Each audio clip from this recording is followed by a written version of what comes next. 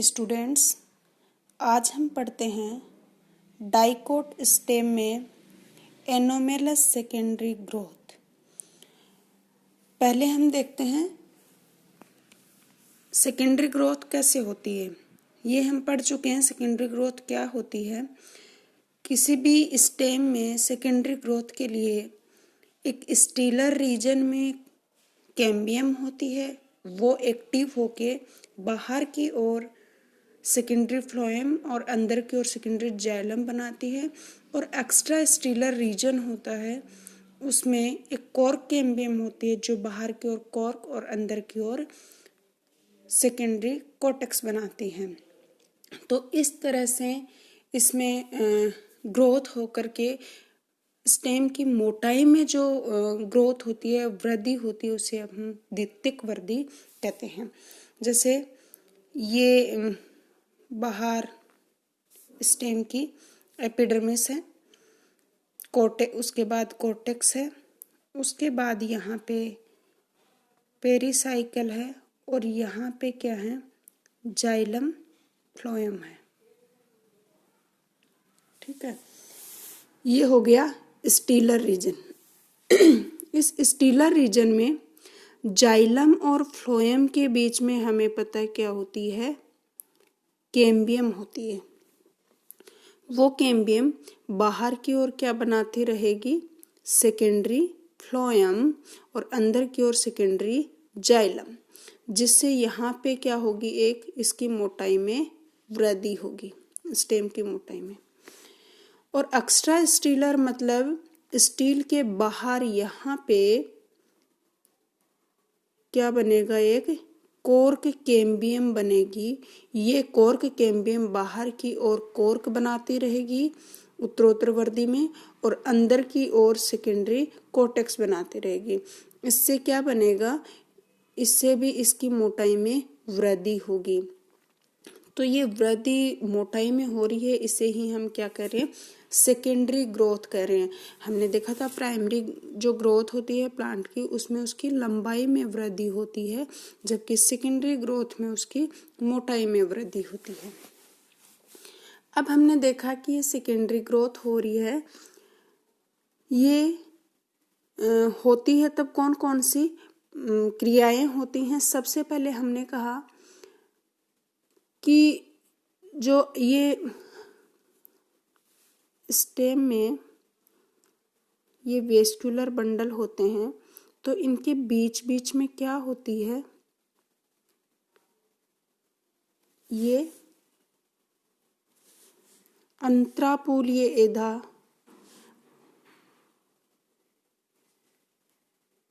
मतलब ये जाइलम और फ्लोएम के बीच में क्या है, एधा होती है। ये अंतःपूलीय एधा पहले से प्रेजेंट होती है सेकेंडरी डाइकोट स्टेम में। इसे हम कहते हैं अंतःपूलीय, क्योंकि ये जाइलम फ्लोएम के बीच में स्थित होती है, इसलिए इसे कहते हैं अंतःपूलीय।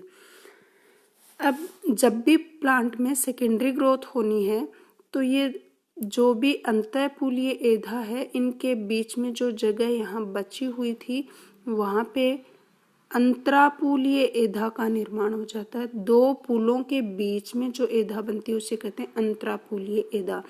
तो जब भी सेकेंडरी ग्रोथ होनी है तो अंतरापूलीय एधा का निर्माण होता है यहाँ बीच बीच में, और ये अंतरापूलीय एधा का निर्माण होने से ये एक पूरी एधा वलय या कैम्बियम रिंग का फॉर्मेशन हो जाता है। अब यहाँ पे सबसे पहले हमने कहा क्या होगा, अंतरापूलीय एधा का निर्माण होगा और एक कंप्लीट कैम्बियम रिंग का फॉर्मेशन होगा, पहली स्टेप। अब क्या होगा ये, और ये ध्यान रखना हमें, ये हमेशा एक ही कैम्बियम रिंग बनती है। सामान्य जो सेकेंडरी ग्रोथ होती है उसके लिए कैम्बियम रिंग कितनी बनती है, सिर्फ एक ही कैम्बियम रिंग बनती है।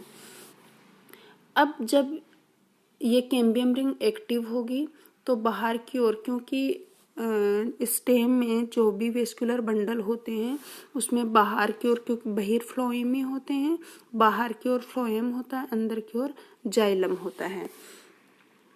यहाँ देखें हम ऐसे करके, ये क्या है, फ्लोएम है और ये है जाइलम, और ये बीच में है यहाँ पे अंतःपुलीय एधा, और ऐसे करके ये यहाँ अंतरापुलीय एधा बन के ये पूरा एक कैम्बियम रिंग बन गया है।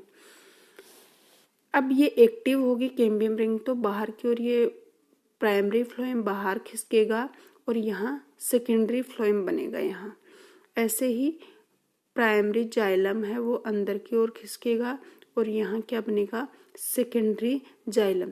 तो बाहर की ओर सेकेंडरी फ्लोएम बनता जाएगा, अंदर की ओर सेकेंडरी जाइलम बनता जाएगा, और प्राइमरी जाइलम है वो बीच में यहाँ धंसता जाएगा। तो इस प्रकार से क्या होगी, इसकी सेकेंडरी ग्रोथ होगी। और ये तो स्टीलर रीजन में हुआ। एक्स्ट्रा स्टीलर रीजन हमने कहा स्टील के बाहर या रंभ के बाहर का जो रीजन है वहाँ पे क्या बनती है, एक कॉर्क कैम्बियम बनती है, और ये कॉर्क कैम्बियम है उससे भी बाहर की ओर कॉर्क बनेगा और अंदर की ओर, क्योंकि प्राइमरी कॉर्टेक्स तो है और यहाँ क्या बनेगा, सेकेंडरी कॉर्टेक्स बनता जाएगा। ये कॉर्क कैम्बियम है वो भी सिर्फ एक ही रिंग बनती है, बहुत सारी कॉर्क कैम्बियम नहीं बनती। तो चाहे कैम्बियम है चाहे कॉर्क कैम्बियम है, दोनों ही वेस्कुलर कैम्बियम और कॉर्क कैम्बियम दोनों ही सिंगल सिंगल रिंग होती हैं। तो ये हुआ सामान्य द्वितीयक वर्दी। अब ये जो भी पॉइंट्स हमने पढ़े हैं, इनके अलावा अगर कुछ डेविएशन आता है, कोई विचलन आता है, कोई असंगति इनमें हो जाती है, तो उसे हम कहते हैं एनोमेलस सेकेंडरी ग्रोथ या असंगत द्वितीयक वर्दी। अब ये किस किस वजह से हो सकती है, जैसे जो ये मान लिया ये वेस्कुलर कैम्बियम है, इसकी पोजीशन तो सही है, मतलब बाहर की ओर वही फ्लोएम है, अंदर की ओर जाइलम है वेस्कुलर बंडल में। ये क्या है, इसकी पोजीशन सही है, लेकिन इसकी एक्टिविटी है वो असामान्य है, इसका बिहेवियर जो है वो असामान्य है। तो पहला पॉइंट क्या होता है असंगत ग्रोथ के लिए, द्वितीयक वर्दी के लिए, कि सामान्य एधा है, उसकी पोजीशन सही है, उसकी स्थिति सही है, लेकिन उसका व्यवहार या बिहेवियर क्या है, एबनॉर्मल है, असामान्य। दूसरा, ये एधा की पोजीशन, कैम्बियम की पोजीशन भी असामान्य है और इसका बिहेवियर, इसका व्यवहार भी क्या है, असामान्य है। तीसरा, हमने कहा कि सामान्य जो द्वितीयक वर्दी होती है उसमें सिर्फ एक ही कैम्बियम रिंग होती है, लेकिन अगर एक से अधिक कैम्बियम रिंग प्रेजेंट होती हैं तब भी वो क्या है, उसका डेविएशन है और वो है असंगत द्वितीयक वर्दी। या फिर हमने कहा कि जाइलम है वो अंदर की ओर बनता है, फ्लोएम है जो बाहर की ओर बनता है, लेकिन कई बार क्या होता है, फ्लोएम है और जाइलम के अंदर धंस के बनता है, उसे हम कहते हैं इंटरजाइलरी फ्लोएम। तो इंटरजाइलरी फ्लोएम का फॉर्मेशन हो जाए या फिर इंटरजाइलरी कॉर्क का फॉर्मेशन हो जाए, तो उसे हम कहते हैं असंगत द्वितीयक वर्दी। अब हम इन्हें एक एक करके देखते हैं। सबसे पहले हम देखें क्या पॉइंट था हमारा, कि एधा की पोजीशन या स्थिति उसकी सामान्य हो लेकिन उसका व्यवहार क्या हो, असामान्य। ऐसी असंगत जो द्वितीयक वर्दी होती है वो सामान्यतः जो काष्ठीय आरोही होते हैं या कठलताएं जो होती हैं, जो किसी के सहारे जो काष्ठीय बेल होती हैं वो ऊपर की ओर चढ़ती हैं, जैसे हम देखते हैं बिग्नोनिया है, बोहिनिया है, एरिस्टोलोकिया है, विटिस विनिफेरा अंगूर है, ये सब क्या है, ऊपर की ओर चढ़ने वाले क्लाइंबर्स होते हैं, काष्ठीय होते हैं, उनमें ऐसी द्वितीयक असंगत वृद्धि पाई जाती है। इनमें और किस वजह से होती है, एधा सामान्य होगी, लेकिन उसका व्यवहार, उसकी एक्टिविटी, उसका बिहेवियर क्या होगा, एबनॉर्मल होगा। तो इसमें हम देखते हैं एरिस्टोलोकिया को अगर हम देखें तो एरिस्टोलोकिया में क्या होता है, ये कैम्बियम है और इस कैम्बियम में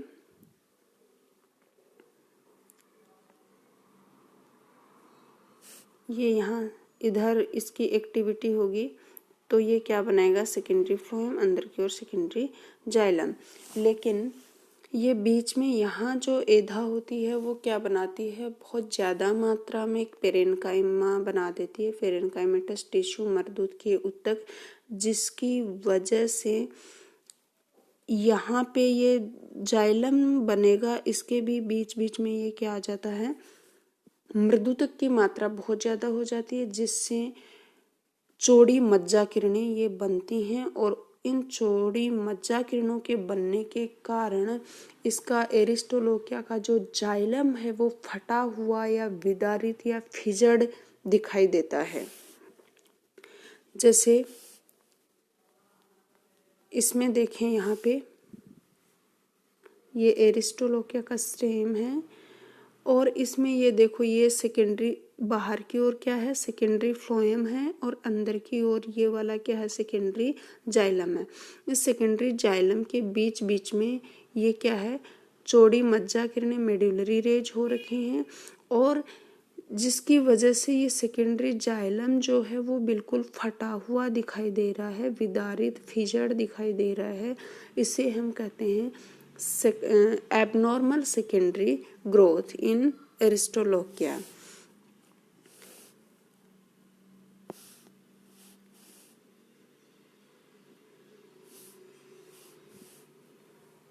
उसके बाद एरिस्टोलोकिया के बाद हम देखते हैं बोहिनिया में। बोहिनिया रूबिजिनोसा है, उसमें भी जो द्वितीयक संवहन सिलेंडर होता है उसमें क्या होता है, ये द्वितीयक संवहन सिलेंडर है वो एक वलय के रूप में नहीं हो करके, ऐसे एक वलय में नहीं हो करके ऐसे खांच सी खांच दिखाई देती हैं, रिजेज दिखाई देते हैं, ऐसे खांच दिखाई देते हैं, रिजेज, उभार और खांच दिखाई देते हैं, जिसके कारण उसका स्तंभ जो होता है वो कटकित या रिज दिखाई देता है। जैसे यहाँ देखें हम, ये है बोहिनिया रूबिजिनोसा का। इसमें देखो यहाँ क्या होता है, इसकी जो कैम्बियम जो होती है वो कहीं पे तो बहुत ज़्यादा एक्टिव हो जाती है और कहीं पे इनएक्टिव हो जाती है। जहाँ पे एक्टिव होती है वहाँ ज़्यादा मात्रा में ये सेकेंडरी टिश्यूज बना देती है और जहाँ पे कम एक्टिव होती है या इनएक्टिव होती है वहाँ ये सेकेंडरी टिश्यू बहुत कम या नहीं बना पाती है। तो ये यहाँ हमें ऐसे उभार और खांच से दिखाई देते हैं इसके स्टेम में। ये क्या है, बोहिनिया में एबनॉर्मल सेकेंडरी ग्रोथ। उसके बाद हम ऐसे देखें बिग्नोनिया में, तो बिग्नोनिया में भी जो स्टेम है उसका, उसमें द्वितीयक जाइलम के बेलन में द्वितीयक फ्लोएम की खांचेज पाई जाती हैं। मतलब अभी हमने कहा था फ्लोएम है वो सेकेंडरी ग्रोथ में बाहर की ओर बनता है सामान्यतः और जाइलम अंदर की ओर बनता है, लेकिन बिग्नोनिया में क्या होता है, ये जाइलम के बीच बीच में फ्लोएम की खांचे पाई जाती है। उसमें क्या होता है, इसमें सेकेंडरी ग्रोथ जब भी होती है तो स्टार्टिंग में तो क्या होता है, ये बिल्कुल सामान्य ग्रोथ चलती है सेकेंडरी, तो बाहर की ओर क्या बनता जाता है, इसमें फ्लोएम बनेगा, सेकेंडरी फ्लोएम, और अंदर की ओर सेकेंडरी जाइलम। ये यहाँ पे प्राइमरी जाइलम है और उसके बाद सेकेंडरी जाइलम।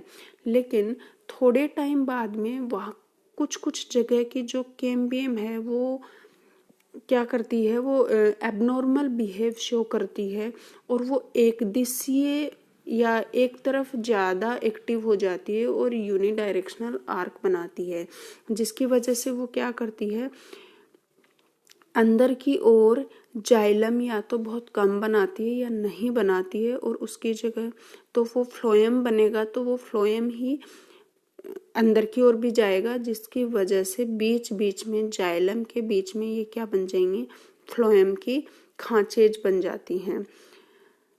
मोटा वैसे ये बोगेनविलिया एंगिस्केटी जो है उसमें 4 खांचे दिखाई देती हैं जाइलम के बीच बीच में फ्लोएम की, लेकिन जब स्टेम मोटा होता है तो उसमें 8 खांचे भी दिखाई देती हैं। जो इनिशियल 4 बड़ी खांचेज होती हैं और बाद की जो बनती हैं वो 4 छोटी खांचेज दिखाई देती हैं।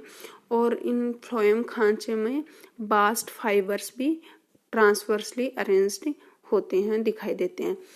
अब ये जो हमने कहा ये जो क्लाइंबर्स हैं, कास्टी क्लाइंबर्स हैं, उनमें ये जो सेकेंडरी ग्रोथ हो रही है, एबनॉर्मल सेकेंडरी ग्रोथ, ये इनका एक अडप्टेशन है, अनुकूलन है।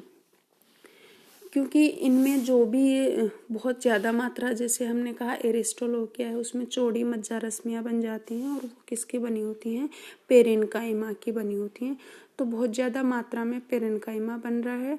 और ये जो फ्लोएम अभी हमने बिग्नोनिया में देखा, तो ये फ्लोएम है वो भी क्या है, जाइलम के बीच बीच में खांचे बना रहा है, फरोज बना रहा है। तो ये क्या करते हैं, ये शॉक एब्जॉर्बर की तरह बिहेव करते हैं। ये प्रघात अवशोषक शॉक एब्जॉर्बर के मतलब जो भी कभी बहुत ये, क्योंकि किसी सहारे से ऊपर की ओर चढ़े हुए होते हैं, बेल टाइप जो भी पौधे होते हैं, अंगूर वगैरह ये, और एरिस्टोलोकिया है, बिग्नोनिया है। तो ये जब भी बहुत तेज हवा का झोंका आता है, बहुत तेज हवा चलती है, तो इनमें खिंचाव और संपीड़न जो भी होता है, पुलिंग और कंप्रेशन, उसको रोकने में सहायक होते हैं। जो भी शॉक लगते हैं उनको ये एब्जॉर्ब कर सकते हैं। जैसे हम देखते हैं किसी भी चीज़ में हम कोई चीज़ अगर गद्देदार होती है तो उसमें जो भी शॉक और जो भी खिंचाव आता है उसको इजीली वो हैंडल कर पाता है। तो ये इसका क्या है, ये अडप्टेशन है। Thank you.